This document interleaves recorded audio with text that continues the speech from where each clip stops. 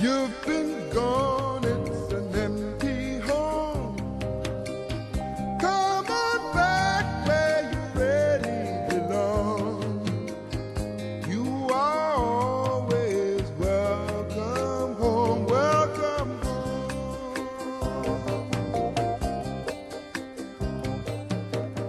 You've been kept down for much too long. Stand up, please, and say I am free. Don't forget you are welcome home, welcome home.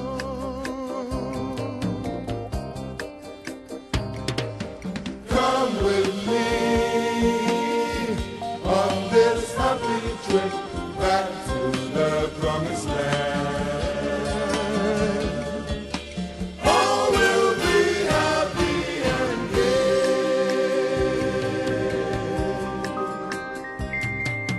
Come with me on this happy trip back to the promised land. All will be happy and gay.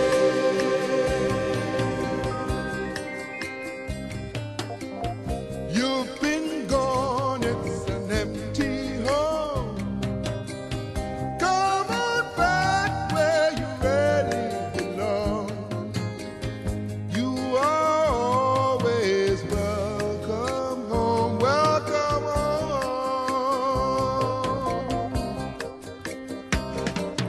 Come with me on this happy. We are here, myself, I'm one of your MCs. My name is Jane. I'm Eric. Eric. Thank you, Eric. So before we start, we would love to invite us to stand so we can sing the national anthem of Ghana.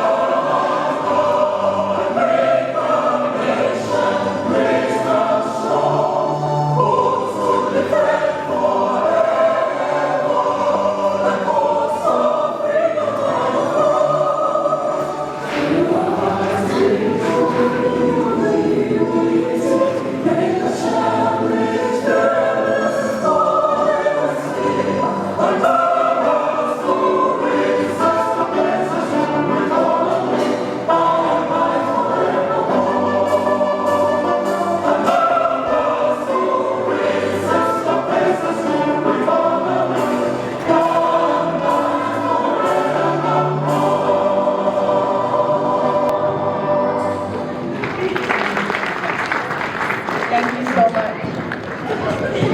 Once again, thank you guys very much for being here. We promise you a very exciting program this evening. We appreciate your patience as we dealt with some tech issues, some electricity issues.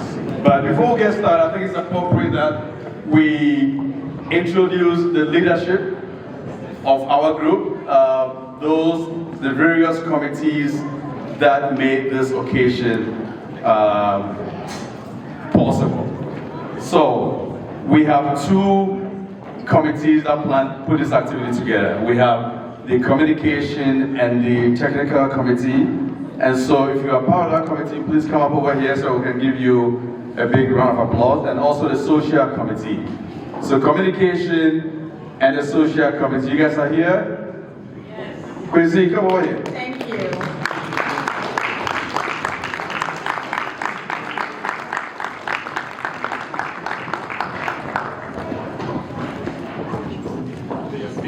All right, so we have... Please give it up for them. They've done an amazing job putting this event together. Thank you very much. Please, have a seat. Thank you. Now we're going to have the leadership of the association also come up here. So when you hear a name, please come over here. And then once they've introduced themselves, we're going to have the president give us his opening remarks. So the president of the Ghana Tete. And then his vice president is Christian Appiah. Please stand up here. Christian. Our financial secretary is Joseph Ejay. Joseph. And then our secretary is Nana Ama Ahinma. Did I say it right? Come on, please. Come on, that was weak. You can do better than that. Thank you so much. Give it up for them again, once more. All right, now we're going to turn the time over to Mr. Tete to give us his opening remarks. All right, thank you all for coming tonight. A very warm welcome to Ghana Independence Day. I don't know if it's any more a warm welcome, depending on how we started the night. Today we reunite under the theme of building bridges and creating connections. The question is, what does building bridges and creating connections mean to us?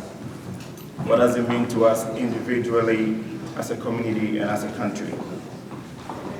Hold your thoughts on that. We'll be digging into that a little bit later tonight. My message for us tonight is, let this occasion be a joyous reminder of our shared heritage and the importance of forging stronger bonds within our community. Let's, work on tapping each other's back when there's progress. Let's compliment each other, just as we can criticize when we see the wrong.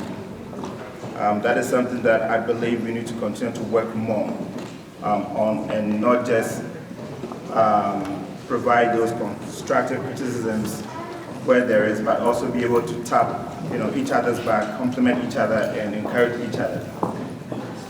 I was having a conversation with one of our founders, Dr. Pierre, and I asked him, why did he create this association?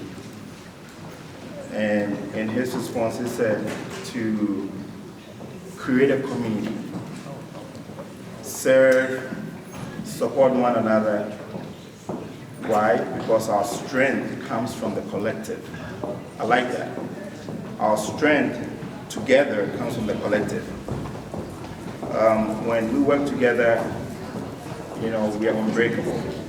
It is something that we continue to see challenges with. It's much more better when we work together collectively than to work individually. So as a Ghanaian community, you know this already from back home. We are raised, to be together as a family at all times, to support each other, to be there for each other in terms of needs, right? And even as we travel outside of our home country, out here, we want to continue the exact same mentality, right? We should be there for each other. We should be there to support each other. When somebody's in need of something, it's our responsibility to be there for that person. I think we spent enough time being in the darkness. I'm going to make this very short. Again, thank you all for joining us on this festive occasion as we celebrate Ghana Independence Day and the connection that binds us all. I encourage you all to have fun tonight, network with each other. We've come from different places. Try to move away from your own table, get to know each other, talk to somebody, what you do for work, where do you live. You might not know who been sitting next to you. So I encourage you all to network with each other as we celebrate Ghana Independence Day tonight. So thank you all, and let's have fun. There's good food, good music. Let's entertain, let's have some fun. Thank you all for coming tonight.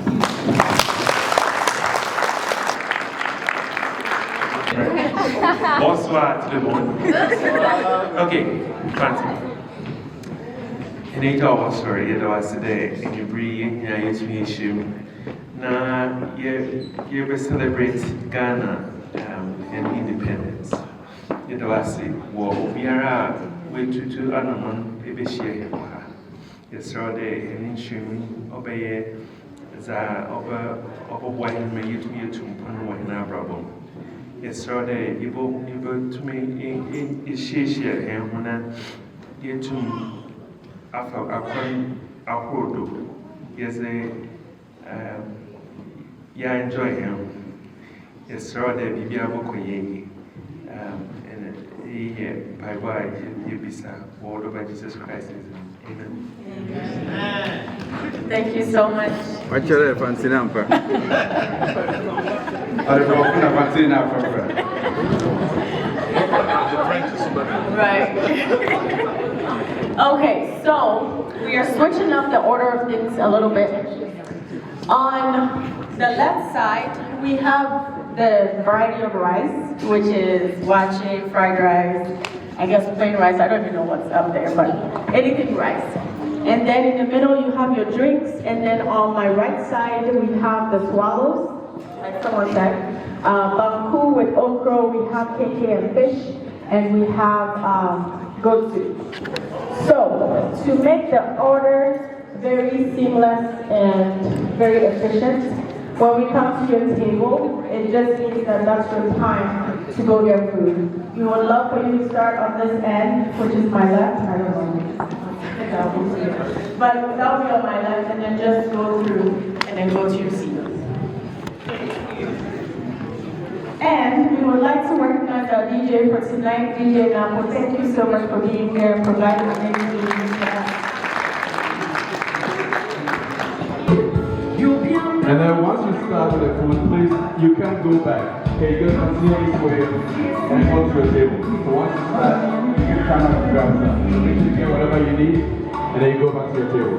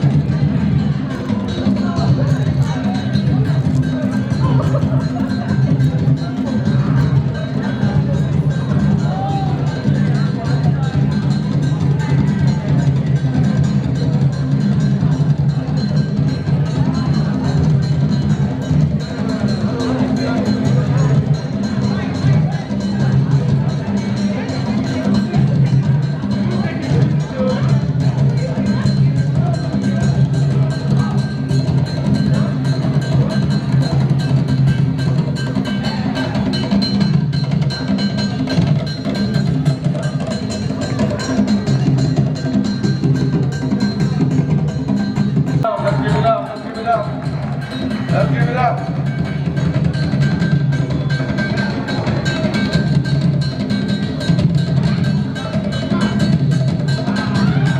Please give it up one more time for Abna Sawa. That was very neat. We're not going to continue the program if you don't give it up for her. That was beautiful. There we go. Thank you. All right, let's give it up again for her. One last time. All right, the next part of our program is very important because without our sponsors, we couldn't have had this program here. So what we're gonna do is gonna introduce you guys to our sponsors. First, and I believe he's our title sponsor, is Persistence Finance. So let's give it up for Persistence Finance. I'm gonna invite Mr. Abid to come over here and share with us about his business. Hi everyone, good evening. Thank you all so much for coming. It's such a pleasure to see all of you here tonight, especially to have our kids here to see our rich heritage, our rich culture, and to have them experience it. This year, the title is very apt, Building Bridges, right? And so this year, Persistence Key is very excited to support the Ghana Association of Utah Independence Day celebration. Persistence Key, what we do is we are trying to bridge the gap or the wealth gap between the financially successful or the elite and then some of us or the middle class. And how do we do this? We do this by giving or providing financial education that will help you understand portfolios here in the US and how you can use it to your advantage.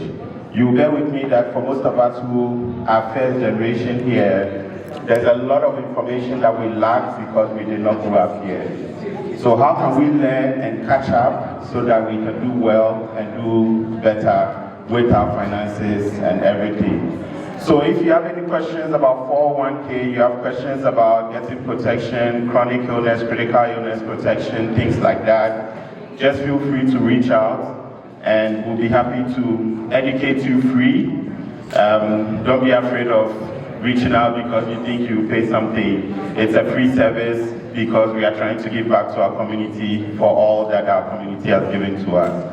So thank you so much for coming. We are so excited to be part of this and we are so excited to be supporting the Ghana Association of Utah. Thank you. Love you all. Grow for me. Thanks so much for the opportunity. We're going to play a series of videos and we'll tell what we do from Grow For Me Africa. By way of introduction, my name is Samuel Ajimaipempe, and I'm one of the co-founders of Grow For Me Africa. In a nutshell, what we do is we are an online crowdsourcing platform where you're able to become a farmer, but virtually. So I co-founded this business with my brother back home. We have several farms all over the country. What we're doing is we're helping our diaspora brothers and sisters to be able to become farmers virtually. And you can start anywhere from $5 to a business to $1 million. And so after the video plays, I'll be on that side. Please let me know if you have any questions. Thank you. We do have some other sponsors that were not able to make it here today. We have Underful Real Estate, Arkvale, who sponsored this beautiful and delicious food you had tonight. We have Trini Villa, Matilda Avi, Tilly's Desserts, Adam Family Foods. She's right there, so if you want to talk to her after. And Sai Simply Elegant. They are bronze sponsors. Awesome. Please give it up one more time for our sponsors. Thank you. Without them, this event would not hold today. We are going to get a live performance from Brakweku.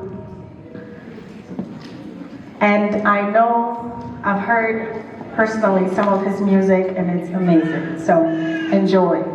The men are smart, but the women are smarter.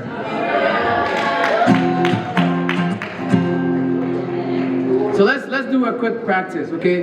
When you hear me say, that's right, that woman is, and you say, smarter. Thank you very much.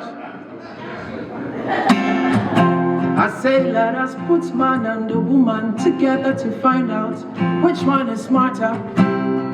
Some say men, but I say no.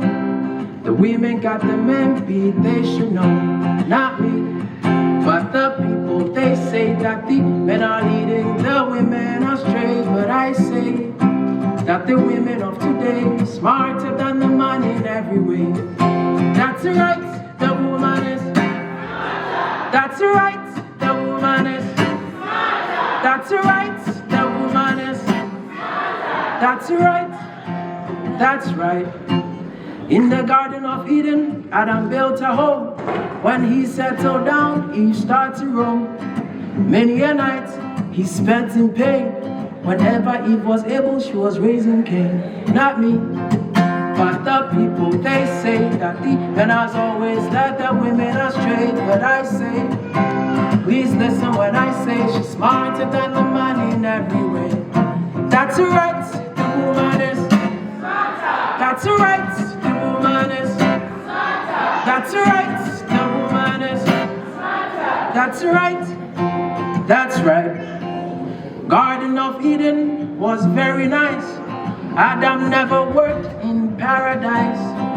Eve meets snake, paradise gone. She made Adam work from that day on, not me. But the people, they say that the men has always led the women astray. But I say that the women of today are smarter than the man in every way. Samson was the strongest man long ago. No man could have beat him, as we all know, until he clashed with Delilah on top of the bed. She told them all the strength was in the hair of his head, not me. But the people, they say that the man has always led the women astray. But I say that the women of today are smarter than the man in every way. That's right, the woman is. That's right, the woman is. That's right, the woman is. That's right, that's right. You meet that girl at the independence activity, thinking that she would stand a chance. You take her home, thinking she's alone. You open the door, you find her husband home. But the people, they say that the man has always led the women astray. But I say that the women of today are smarter than the man in every way. I was treating the girl independently. She was making baby for me. When the baby born and I went to see, his eyes were blue. It was not by me, not me. But the people, they say that the man has always led the women astray. But I say that the women of today are smarter than the man in every way. And that's right, the woman is smarter. That's right, the woman is smarter. That's right, the woman is smarter. That's right, that's right. Methuselah lived all his life in fear. Lived 900 years without a woman. One day he decided to have some fun. The poor man never lived to see 901. Not me. But the people, they say that the men has always led the women astray. But I say that the women of today are smarter than the man in every way. That's right, the woman is. That's right, the woman is. That's right. That's right. That's right. Thank you very much. This is a clean song, but if your mind is dirty, you think it's a bad song. Okay. So just think clean. I am not a qualified physician, and I don't want to give this injection. I am not a qualified physician, and I don't want to give this injection. Dorothy is begging for trouble. She insists I should give her this needle. But darling, one thing I want you know, don't blame me for where they need to go. I push it in, she pull it out. I push it back, she start to shout. Dr. Ketch, it's terrible. I can't stand the size of your needle. She lie down in such a position. It was difficult to give this injection. She starts holding on to the needle, making me so uncomfortable. I said, darling, can you be steady? I'm going to have this done very shortly. She said, Dr. Kitch, I am sorry, but the size of your needle frightened me. I push it in, she pull it out. I push it back, she starts to shout. Dr. Kitch, it's terrible. I can't stand the size of your needle. She still wouldn't lie down quietly, constantly moving her body. So I slap her in her face with vexation. Guess what happens next? I push it in, she pull it out. I push it back, she starts to shout. Dr. Ketch, it's terrible. I can't stand the size of her. Thank you very much. Once again, my name is Bradford.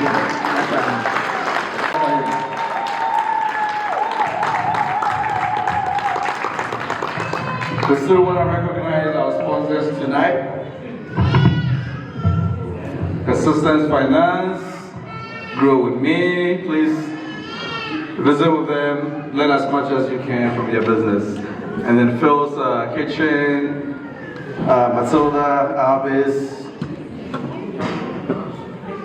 Bakery, Pastries, right? Now our other sponsors. So let's give them another round of applause for our sponsors.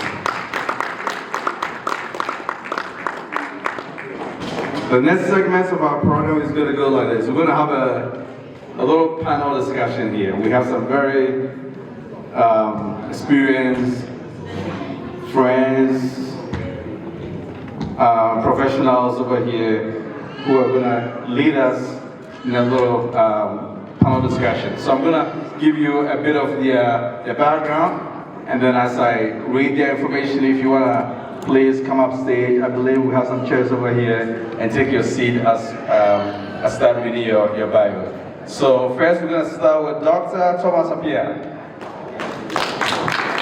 Mr. Appiah is a globally recognized professional with a rich career spanning Canada, Europe, Asia, Africa, the Middle East, and the United States. Known for his work with Motorola and L3Harris Technologies, and his deep commitment to sustainable product growth. Beyond his corporate achievement, he passionately engages in community and global service, founding Appiah Consulting Team International to advise on emerging market and establishing the African Chamber of Commerce of Utah to support local and African entrepreneurs. His dedication to societal improvement is further demonstrated through his involvement with the Utah Global Diplomacy Board, the Global Leadership Scholarship Fund, and the Humanitarian Aid Relief Team of Africa. With an educational foundation in organizational change and leadership, an MBA and Masters of Engineering Management, coupled with a BSc in Electrical Engineering, his expertise spans both technical and managerial domains. He is married with children and grandchildren, lives by the philosophy that happiness is in the journey, which shines through his professional endeavors and personal life, embodying a blend of success, service, and family values.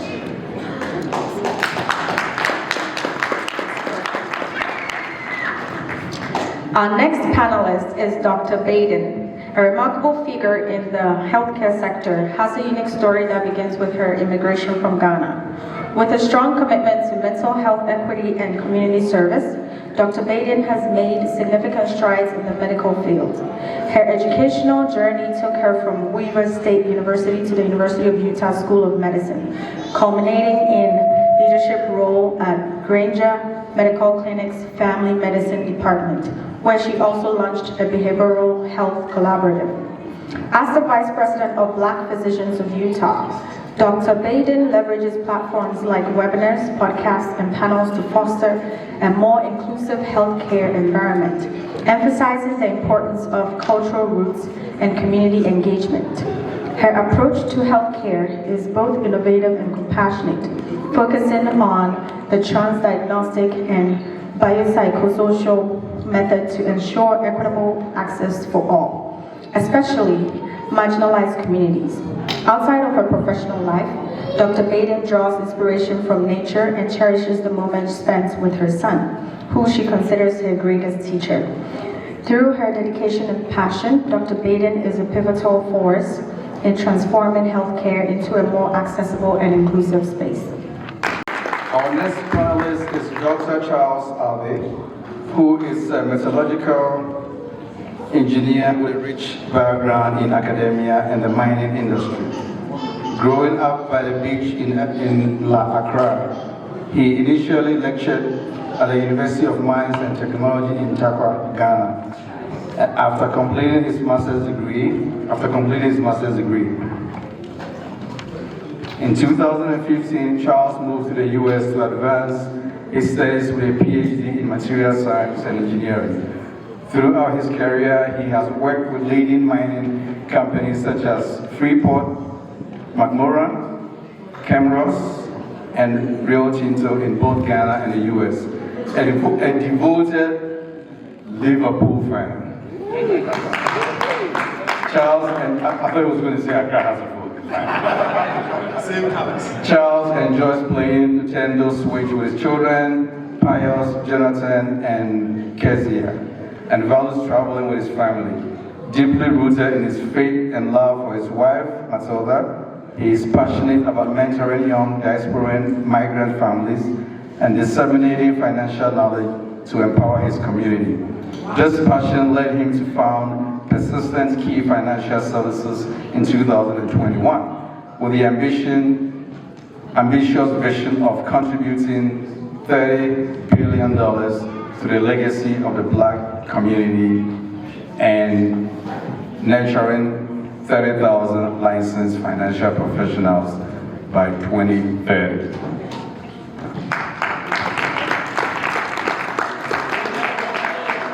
Moderating the session is Joseph Ajay. Joseph is a Senior Vice President at Goldman Sachs.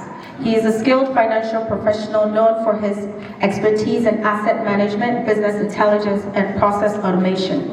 Beyond All right, so the theme of today's Independence Day celebration, as been said before, is building bridges, creating connections.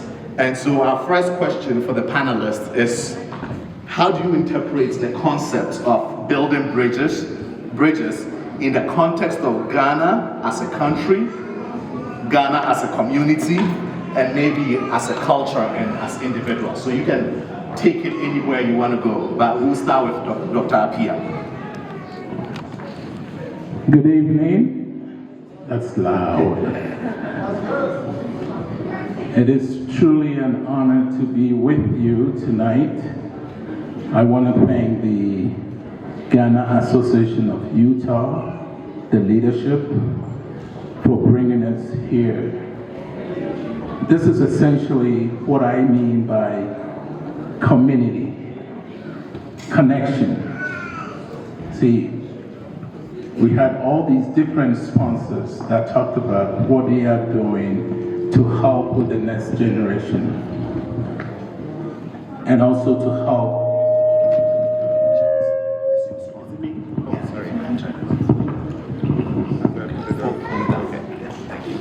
Okay. Again, it is wonderful to have, the leadership bring us all together. Building bridges is really, in my opinion, where information, connections, data, which ordinarily is not shared publicly, can be brought to the attention of people that we love and the communities that we are part of. So when we talk about building bridges from here to Ghana, for example, the farming concept that was talked about here, ordinarily, people will not know that you could get or send $5 to Ghana to help somebody start their own farm. But here we've got that information. And that is so important. Building bridges is also reaching out when others are down to lift them up. And I've always wondered why nations go to the aid of other nations only when there are disasters. Why do they do that? I've always questioned that.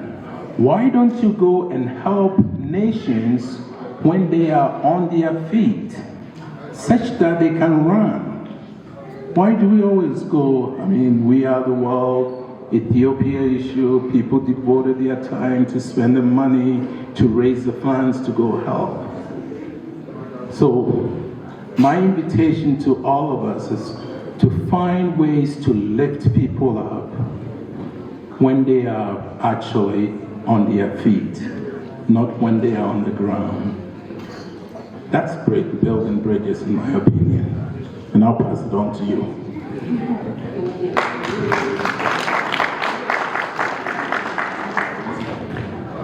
I'd also like to thank Stephen, Joe, and the leadership of the Ghana Association for curating a panel very thoughtfully and intentionally that has built bridges with genders, with generations, and with industries.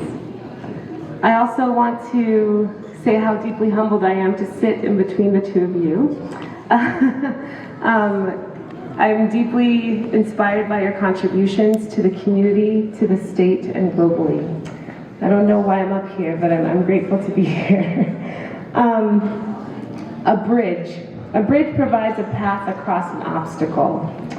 It's a symbol of hope and connection, as Dr. Appiah mentioned, a way that we come together and we provide access safely.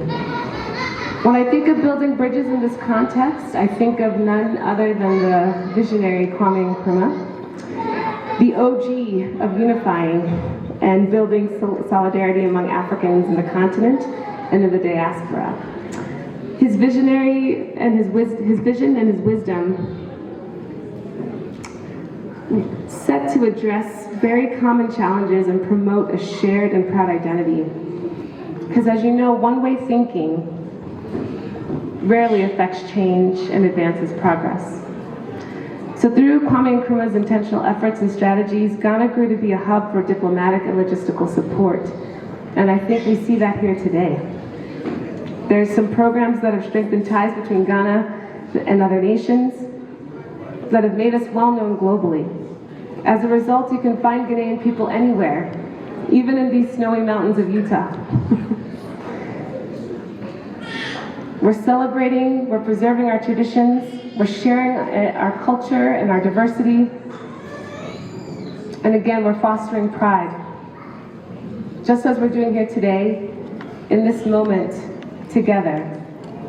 Embodying Sankofa, learning from the past to build a bridge towards the future. Very well said, Dr. Abedi.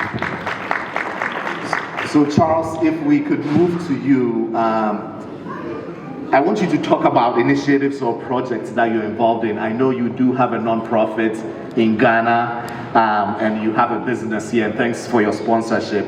We couldn't do this without sponsors like yourself. And so can you share examples of initiatives or projects that have successfully fostered connection between Ghana and other communities?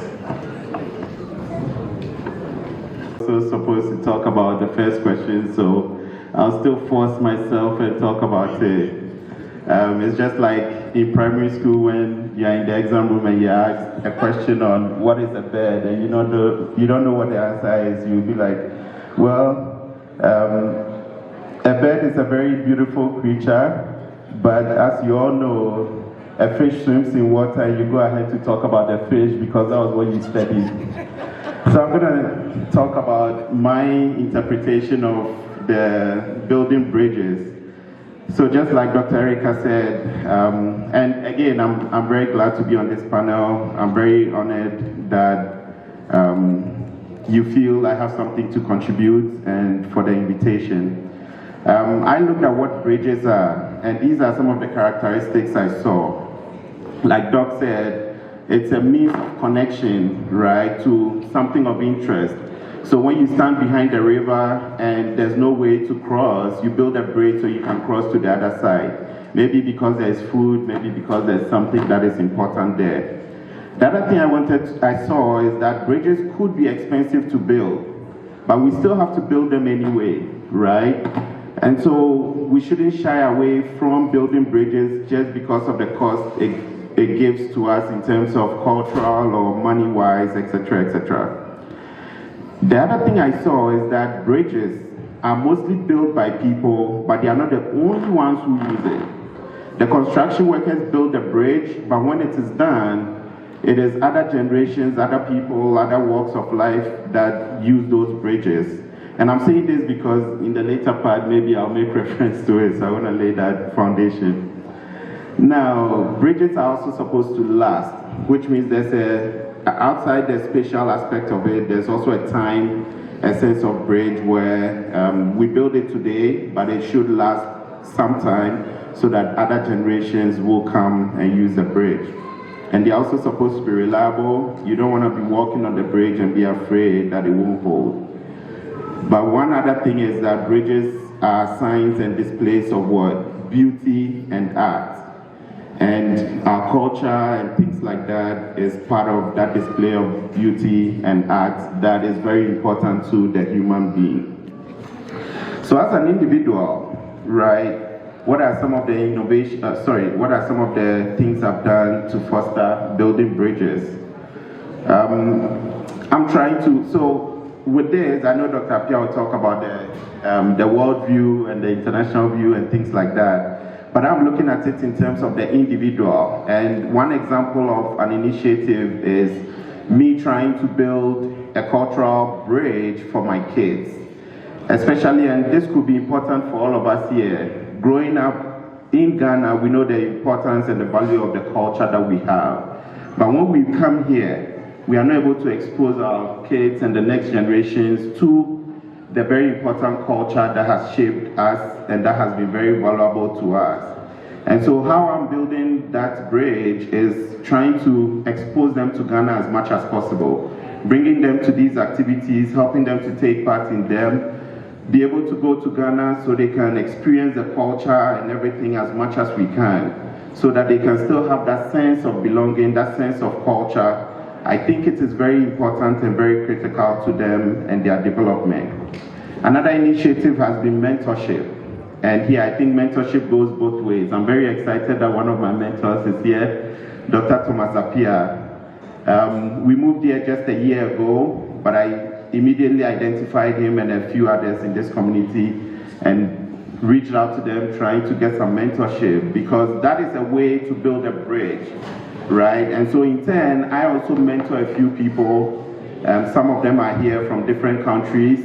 In that case, I am a bridge between those people and Dr. Appiah, because they may all not have access to him, but the nuggets I go get from him, I also transfer to those younger generations.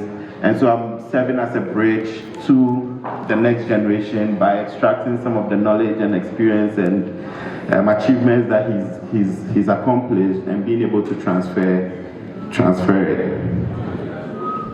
Thank you. Thanks, Charles. All right, I am so sorry to interrupt you guys. These people here are very, very valuable, and the information that they're sharing is very, very important. One of the most frustrating things is we are having a lot of voices going in the back that we are not being able to hear them. Can you please keep your voices down, and please let's give them those respect that they need on the stage, please. That would be very appreciated. Thank you so much for the cooperation. Thank you. Thanks, Christian. And yes, we know we are the people standing between you and the dancing and the jama, so we are going to keep it quick so that we can get to it. But thank you for that. Dr. Appiah, from your perspective, what role does diplomacy play in building bridges? Obviously, we can't really do it alone. We don't find ourselves in Ghana. We are in somebody's land here in Utah. So what role does diplomacy play in building bridges and creating connections between Ghana and international partners? This is a very, very important and difficult question. You know, diplomacy comes in many forms, but in this area, we're talking about economic diplomacy, cultural diplomacy, traditional diplomacy. One would say that anytime we do things with mutual respect and mutual benefit, we are considering it in a very most diplomatic way. You know, when I see, and I'm getting a little bit more business-minded in the sense that when I see nations go to other nations, let's say for Ghana, for example, Ghana, to take raw materials from that country and take it to their country to add value to it and bring it back to the country to sell it at exorbitant prices. To me, I don't find that's a very diplomatic relationship. But it comes from the leadership that you have in the nation to figure out, how do I position my raw material for a value proposition where whoever wants my raw material is willing to create the industry in my country, which then, one, brings employment, increases the standard of living, add value to what you've got, and be able to export it out of your nation. That is one of the diplomatic ways that I would like to see happen within the world and also within our Ghanaian leadership. I was going to talk about the health diplomacy. In 2020, we had COVID. Health diplomacy can help with whatever nation that had the problem to share the information freely. But if you're not diplomatic about it, then they start hiding information from you and not giving you the resources that you need to be able to help combat it. Okay, that's just one quick example. So, I don't know where you want me to take it, but I can talk about this economic diplomacy and the world diplomacy with regards to adding value to raw materials and the resources that we have on the African continent. That's excellent. Thank you for that. And I know, Charles, you were making a comment on this earlier. With how the night has gone, nothing has gone by to plan. And so I'm going to take some liberties here and move around the questions here. But if we can go to you, Erica, Dr. Baden, what role do you see Ghanaians in the diaspora playing in building bridges and fostering connections between Ghana and the adopted countries? And if you can touch on, Charles talked about creating connections in terms of helping his children understand the culture of where he came from, but also understand this culture. And I know in your bio you talked about how you enjoy the outdoors and some of the things that might be new to us moving here in Utah. So if you can touch on those things, that would be great. Before I answer that, I want to share a comment that my dad said to me many times when I was young in college. He would say to me, "What is actually wrong with you?" In reference to my love of outside. So I go rock climbing, I snowboard, I hike, I camp. Another response is, why are you going to go outside and sleep in the bush when you have a bed that is warm in the house? Again, what is actually wrong with you? And then he would also say, and this is not a derogatory comment, just please understand my dad's sense of humor. You go follow white people, you go die. In regards to my love of nature. Needless to say, my son He skied, he started skiing at 3 years old. Now he switched to snowboarding. He has his own camelback and he goes hiking on his own. So modeling that behavior, learning how to enjoy your surroundings, that is another way that I'm bridging our cultures. The other part of that, what is actually wrong with you? So I appreciate the comments. But, you know, the Ghanaian diaspora maintains such strong cultural ties to the homeland, such strong social ties to the homeland. And in the diaspora, we have a duty to take the information we learned and bring it back to Ghana. Again, I referenced the Adinkra symbol, Sankofa. To learn from the past, to bridge to the future. Take what we know from our homeland, bring it here, and vice versa. It's this bi-directional exchange of information, of culture, of ideas. We're all continuously learning. We should stay curious. I also believe that the diaspora have a duty. Yes, we might go and lead missions back to Ghana, but we must do so in a way that is sustainable, as Dr. Appiah alluded to. We have to be transparent and do it in such a way that empowers the Ghanaians who are still in Ghana to hone in their own skills and continue to develop their own skills. We should encourage unity and oneness and bridges with other Africans. Imagine if we had not been divided by arbitrary lines. Imagine if we were not fed disparaging comments about one another. Imagine that energy of a collective force. I see people, for example, here in Utah, in the Latino community, in the AAPI community, which is the American Indian and Polynesian community, and just Asian communities as well, and how they organize collectively and how they affect change. And I see the Ghanaian diaspora's role in the same light as we work to unify Africans and Black Americans for the advancement of our community. Thank you. At the end of the discussion, we are going to have the opportunity for anybody in the audience to ask questions if you do have any. So feel free to think about questions that you have. So moving forward, I have 2 more questions that each of the panelists are going to answer. And so Charles, we will start with you. I mean, everything that you guys have talked about is all fine and good, but are there any challenges or barriers that Ghanaians face in the efforts of building bridges and creating connections?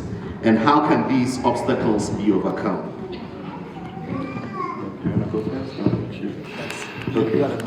So, personally, my observation has been that one of the challenges we face is the lack of curiosity. And I think Dr. Baden alluded to that previously. And it's not a knock to our Ghanaian culture, but there's a lot that goes against curiosity when you are training or when you are growing up in Ghana. You are timid, you don't ask questions, we don't ask questions of our parents, and that is something that when we come here is normally a challenge, and that's something that we all have to work towards. There's a little bit of timid nature that we come along with. Some of us are able to break it, but some still carry it along, and it hinders a lot of progress. The other challenge I see is a lack of information. Sometimes getting information from the wrong people. Just because they've been here for a long time, we think they have the correct information. But the other side of the lack of information is not having the ability to decipher good information.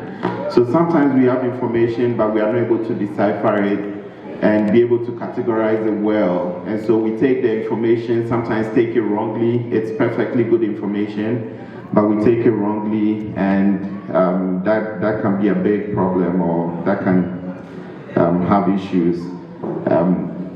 There's one last one that I personally see, and that is in the area of risk adversity. We are mostly afraid to take risks. We are afraid to venture into new areas. Oh, I'm used to this, I want to stay in that corner, right? But we are so talented, we are very educated. If we could venture outside our comfort zones, that could lead us. One typical area is entrepreneurship, right? When someone says, oh, I want to go into entrepreneurship, the first 5 comments most of the time is, oh, you have a really good job, why do you want to mess it up? Or you are doing well as a doctor, you are doing this, why do you want to mess it up?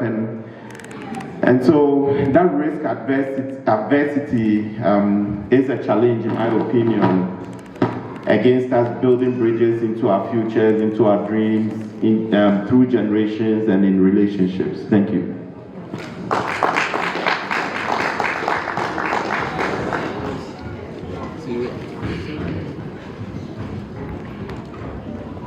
Is it on? Yes. Yeah, we have to excuse Dr. Baden. She's actually on call as a medical doctor, and she was called to go and take care of issues. I mean, that warms my heart for her to even take the time when she's on call to be on the stand with us. What a wonderful person you are. What is actually wrong with you? I just love you. All right, so what are some of the challenges?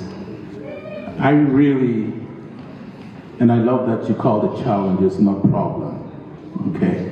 It's not a problem, it's a challenge. How do we get out of our comfort zone and be able to reach out and talk to people that we are not comfortable with? Or get out of the people that, get out of our own comfort zone, that curiosity that we're talking about. Brothers and sisters, if I may address you that way, all of us have something to offer. All of us. So please don't limit yourself thinking that you do not have something to offer someone. You know, Dr. Abe comes to my home and we talk and we exchange information and I learn from him, and I hope I share something that is useful for you. I talked to Dr. Baden when my mom was sick and was at Johns Hopkins Hospital in New York, in DC. I called her and asked advice. So let's make ourselves available to connect with one another. Be intentional with whatever you are doing. Ask questions. I met President Young not too long ago. He served as a mission president in Ghana, Accra. Would you raise your hand? All right. And I asked him if he will come and attend this occasion here, and he's here. By the way, he's a rich man, so go and talk to him. I put you on the stand. You need to make connections with him. You know, so that's all that I'll say. It's our challenge. Let's be bold, let's be, but again, from the beginning I said, we all have something to offer, okay? There's something that you have that I need, there's something that I have that you need, and if we work together in that mutual beneficial and mutual respect way, we can overcome most of these challenges. Thank you. Dr. Baden, anything you want to add to that? Yes, I wanted to just add something briefly. With the year of return, our country has been encouraging the diaspora to visit and to resettle. In that ask and in that invitation, we are also displacing our own people. And so I ask that is a challenge. I ask that you are aware that this is a challenge as well. And we need to build the bridge between the diaspora that are resettling in Ghana and the people existing in Ghana. Because those lands that were offered, for example, in Isibu on the Cape Coast, were given for free to the diaspora. And so let's not get in our own ways. Let's foster some integration but not at the expense of our people who are already there. That's awesome. Okay, last question, and then we are going to have some fun lightning round questions where we'll text our panel's favorite Ghanaian stuff. So, last question. Looking to the future, what are your hopes and aspirations for Ghana's continued effort in building bridges and creating connections at a global stage? Thank you. Very good question, Joe. One of the things looking forward I would like to see is a lot more innovation. I think innovation is critical in this day and age and how technology is moving and how things are going. There are a lot of people who are anxious about AI, right? Even myself included, I used to be a little bit, man, AI, what is this AI? Is it going to take over the world? All that, right? But if you lean into it, you're going to realize that you can use it a lot, which it has a lot of impressive capabilities. So basically, let's lean into innovation. I would also want to see a lot more collaboration. And here I'm going to take the more lighter or the entertainment note and talk about one of my favorite songs now, which is Calm Down by the Nigerian guy and what's her name? Selena Gomez, right? Whoever thought that like an Afrobeat and Latino combination would be such a hit, right? But they made that bold move and they made the experiment and look at how it turned out. It's one of the highest streamed videos on YouTube. You can't imagine, I think it's in the millions of streams, right? So I think there's a lot of strength in our individual, not just cultures alone, but internationally, how do we collaborate more? How do we integrate with other societies?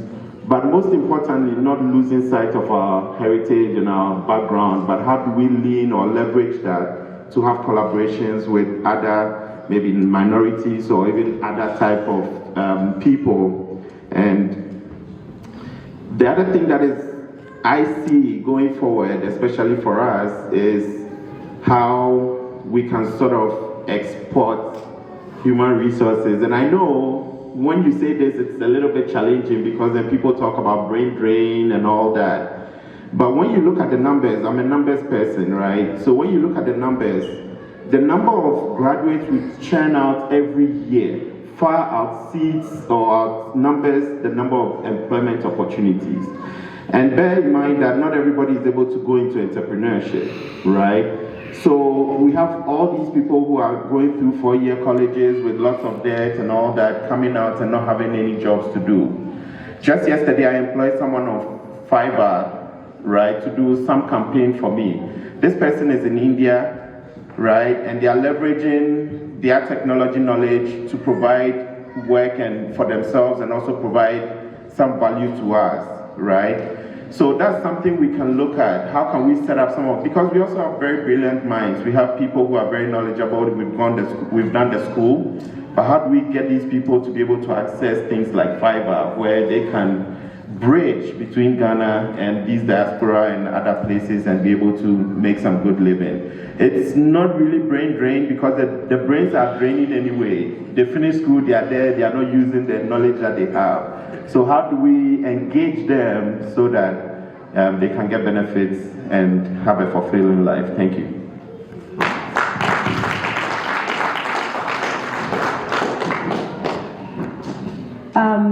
I would say that my hope for Ghana is less reliance on outside assistance, a move towards governmental accountability, an openness to constructive criticism with the understanding that suggestions are not personal in nature and not a personal attack. I also hope for just continued development of our internal structures that are made for the people and by the people.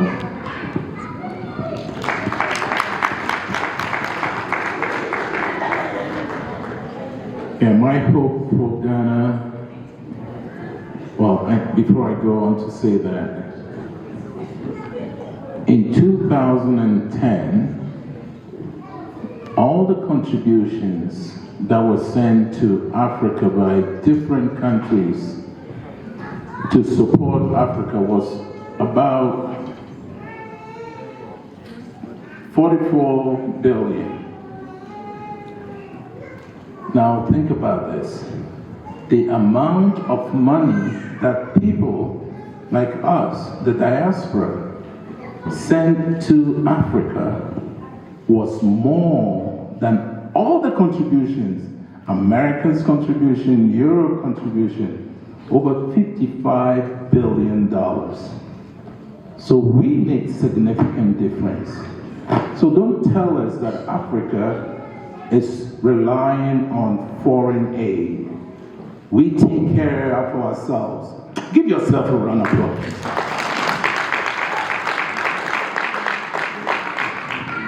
And so, my hope is we will continue to support projects back home, continue to support our parents, and then I also use this word, that is transformative, not transactional, okay? And I hope that our leaders also will take suggestions and not consider them as criticisms and make the country move forward. Thank you. Thank you. Thank you. So for this round, it's what we call the lightning round. We basically just need one answer or one phrase, no context. You don't have to explain anything. And then after that, we'll take some questions from the audience. And so, Dr. Appiah, I will start with you. Favorite Ghanaian musician? One word and quick. I'll go first. Yes, go first. To give you some time to think. Ambulance. Charles Kojo Fosu, Daddy Lumba. Oh man, I am stuck. we will introduce you. Bob Marley? we will adopt him. Awesome. Okay. Favorite Ghanaian athlete? Oh, Stephen Appiah. Nice. I'm gonna go with our local favorites, Akwesi Frimpong, Winter Olympian here in Utah. My favorite is Abedi Pele, all time. Yeah, this was a last minute addition. Favorite Ghanaian pastime? Whoa.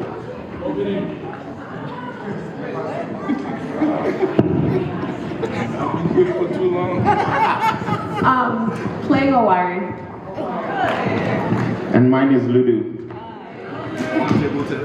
Mine is Scrabble. Nice.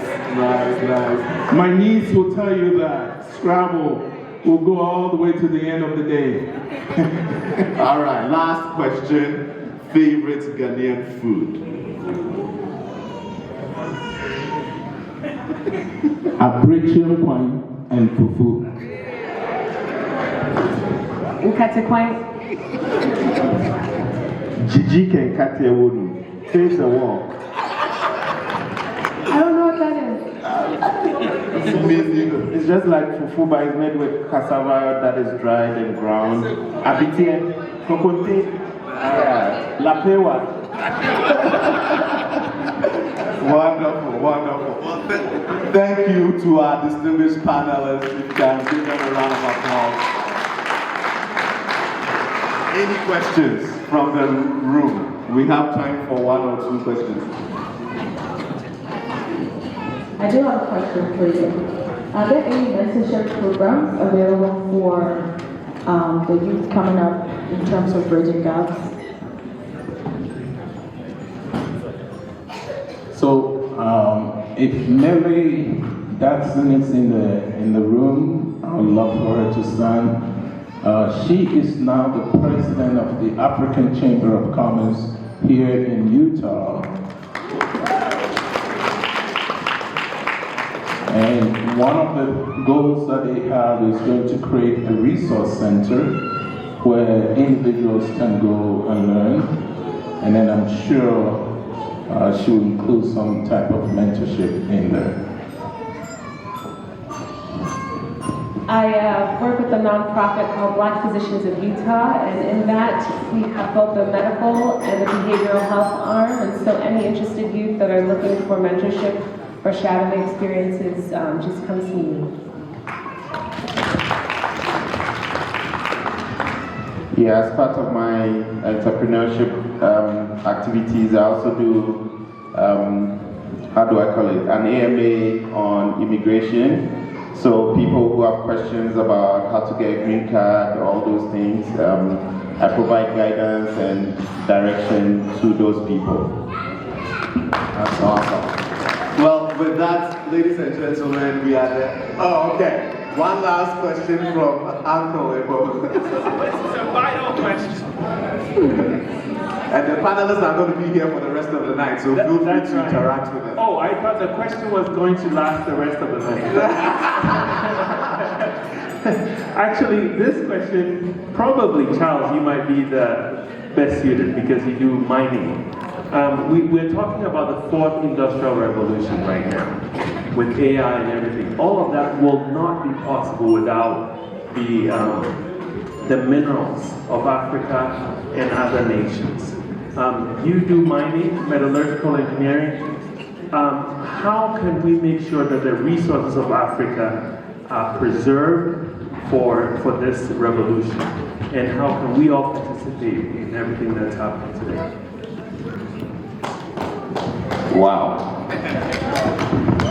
Maybe, Joe, next time you have to ask for the questions and then you give it to us before we come. But I think that's a really great question. And it's very loaded.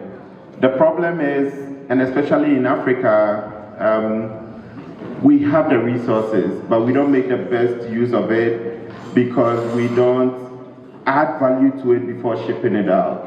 So most of the time we are selling raw materials, and that is the worst deal you can have. But unfortunately with this, I'll blame some of us who are into mining because we shy away from politics and leadership. And so at the end of the day, the people who make the decisions on these kinds of things and resources are not well informed.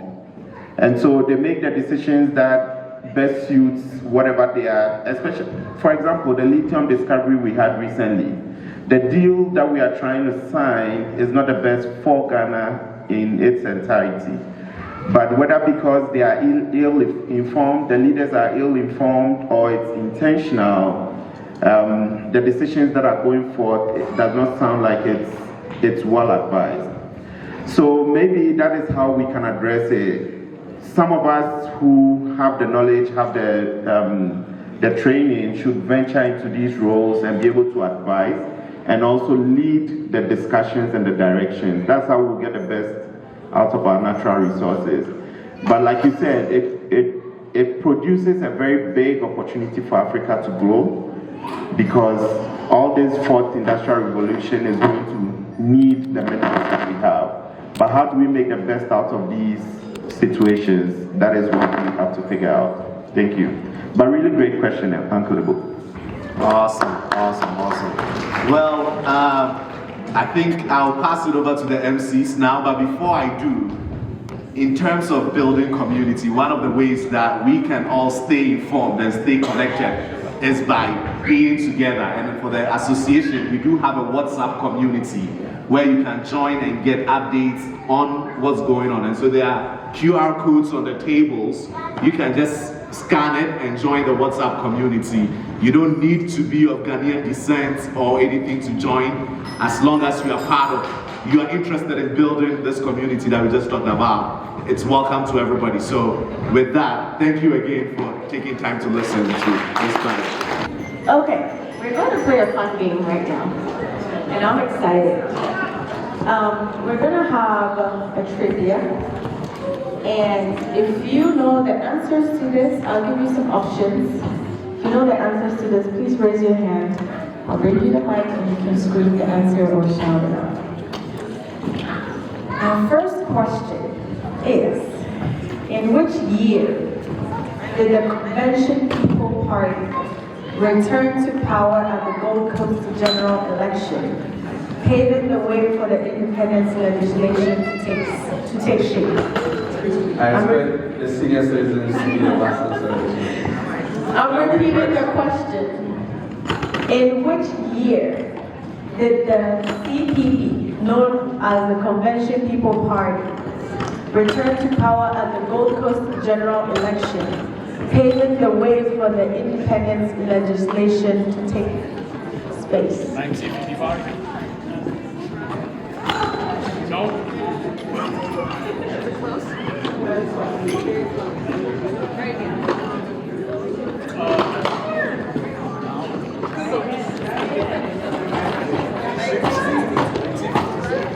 I don't see any hands going up. Okay. 1996? No. Okay, it's way back. Way back. No, 49. 49? You're very close. Right before independence. 1956, you got that right. That was a hard one, I know. I don't even know the answer. So. All right, and the next question is going to be as difficult as the previous one. But I know we've got some senior citizens here, so we're going to count on you. All right. How many seats did the Convention People's Party win out of 104 seats in the Gold Coast general election of 1956? So the 1956 election, how many seats did the CPP win out of 104? Just raise your hand. How many? 8. Way bigger than that. Nope. 23? Nope. Keep going up. 75. No question? She got it. 71? Yeah, she said 71. Good job. Okay, the next question. Again, the questions don't get easier. They actually get harder. What was the dispute within the Gold Coast? What was the dispute within the Gold Coast about regarding the form of constitution after independence, which remained unresolved as late as 1956? Again, what was the dispute within the Gold Coast about regarding the form of constitution after independence, which remained unresolved as late as 1956?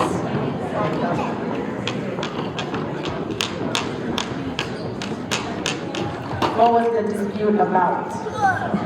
Anyone wants to take a shot? Dave? No.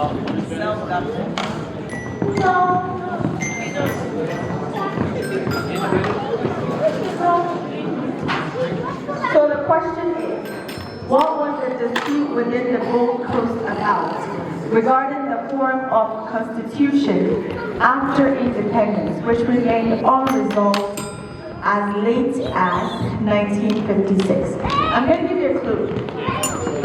The clue is the answer is in the question. Okay, say that question. Republic. I'm not going to repeat the question. Okay, so. Yeah, you are close. Close, very close. I don't give it to her. Okay, I get it. The form of the Constitution. Yeah, form of the Constitution. Which was in the question when I read it? What was going to be a federal form of constitution, government, or a unitary form of government? Okay. All right, next question. I think whoever put these questions together, we have to arrange that question. I know. It was a doctor, by the way. I'll put this question. Very difficult question. All right. Next one says, who publicly stated in 1956 that the United Kingdom was prepared to legislate for the Gold Coast to have independence within the British Commonwealth? So let me repeat that. Who publicly stated in 1956 that the United Kingdom was prepared to legislate for the Gold Coast to have independence within the British Commonwealth? This has to be Dr. Kwame Nkrumah. No?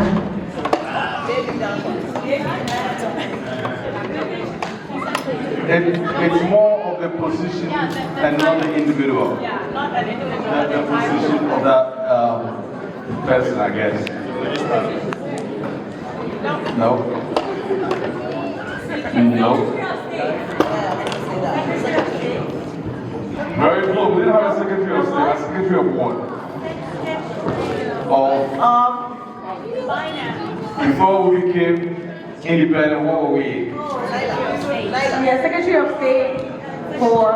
We were what? The colony. The secretary of the colony. Alright.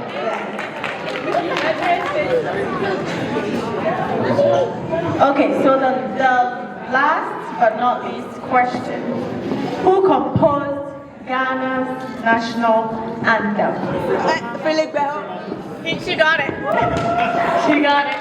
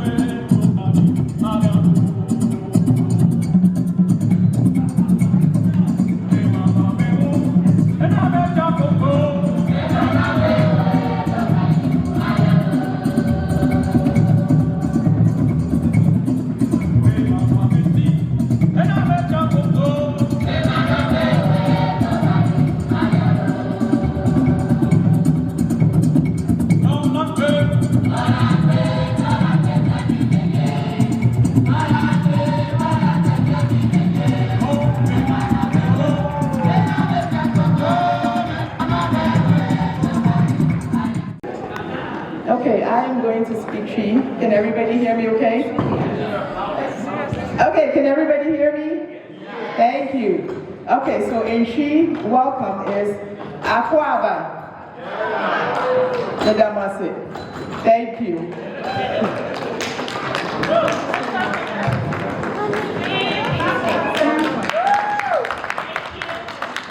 Okay, I'm going to speak in Zuma. And in Zuma, this is very popular. And so anytime that in Zuma person sees you and wants to know how are you, so this is how he will say, Apokeniwe. Then you respond, Miwoke.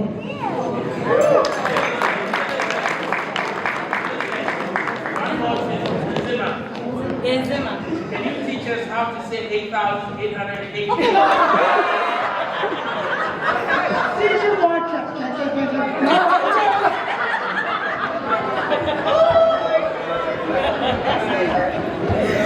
So I'll do fancy. That's how are you? And I'm fine. And make a day. Then you respond. So Pacho, thank you. Okay, I am coming from the Ewe land. Hey. So in Ewe, if you say F4, then there is one very common thing in the Ewes that I want to share with you. When you see an Ewe, we usually say Nebro. Nebro Rafia.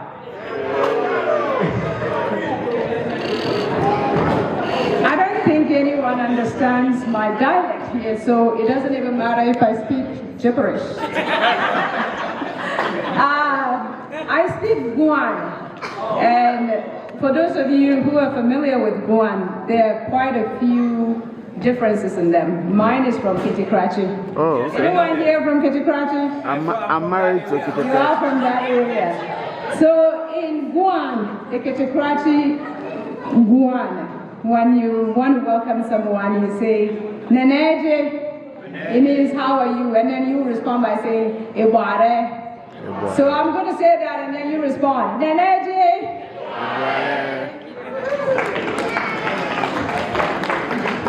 Okay, this is Accra.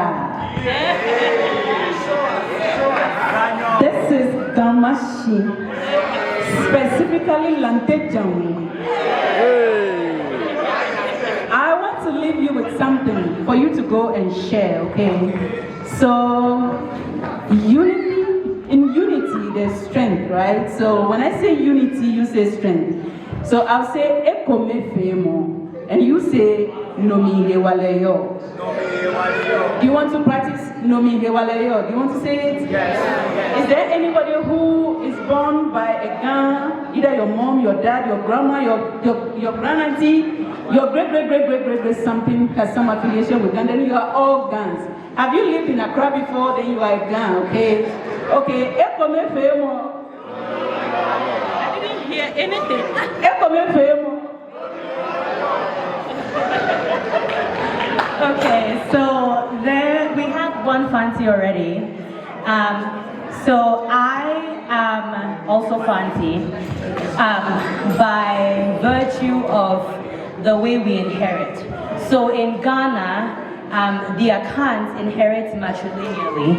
So my dad is an Ashanti and my mom is a fancy from Elmina. Since she spoke correct fancy, there's a running joke about fancies. So we're gonna go a little funny on this side. Hopefully it's funny. If it's not funny, you pretend to laugh. But fancies are known for speaking English, especially because we were colonized by the British. We all know this. And so every time fancies speak, we always mix it in there with English. You'll hear a fancy speak mix in a few English words. So for example, I will say, just Sarah, me ready them Rebecca cake and who the camera passerby. I just spoke English, but it sounds like fancy. Thank you. I think I'm in the minority here. Any Northerners here? Northern part of Ghana? Yes. Yeah. I'm representing all of you. The northern part of Ghana is home to the proud tribe of the Frafres, and this is an iconic outfit from the northern part of Ghana, hand woven from scratch. It's called a dansika or smock if you want to make it English. So in Bolga, we greet. We have very long greetings, but all forms around. How are you? I'm fine. Then it continues. It can keep up like 10 minutes. So if I say Lanwani, it's great. So you reply Lanson. That's the iconic greeting in the northern part of Ghana, Frafres. So Lanwani, Lanson. Thank you. So I'm a unique situation here. My mom is from Korbo, Sumenya, and my dad is Fanti. I only know one phrase, actually not phrase, a word, please. It's Mbofai. That's all I know. All right. I hope maybe we have more of the northern people here from Bunahafo region. If you're from Bruno, I am from Bunahafo region, but inside of the Bunahafo region, we have different tribes, and the tribes that I'm from is the Anyi side of things. And so besides speaking Bono, Beko, Beba, I also speak the Anyi side of it, which is the people who actually went from the Ashanti tribe to Bawule in Ivory Coast. So when you go to Bawule in Ivory Coast, the people over there, they speak this. And so over there, when you meet people in the morning or in the evening or afternoon, let's say if I say, Ajanu, and you say Yao, okay, so if I say Anu, means how are you? You say Yao means I'm good. Thank you so much. I'm not going to climb up there with you, but I'm going to stand here. So I am Ga and a Kwiapim. My mom is a Kwiapim and my father is Ga. But I happen to live in Tamale. And so I'm going to say the greeting in Tamale. So when you meet someone in the morning in Tamale, you go, Desba. And then they respond, Nah. And then you come back, Timasum. And then Nah, you respond. And then Timabiola. Okay, so let's do it again. Desba. Timasum. Timabiola. Thank you.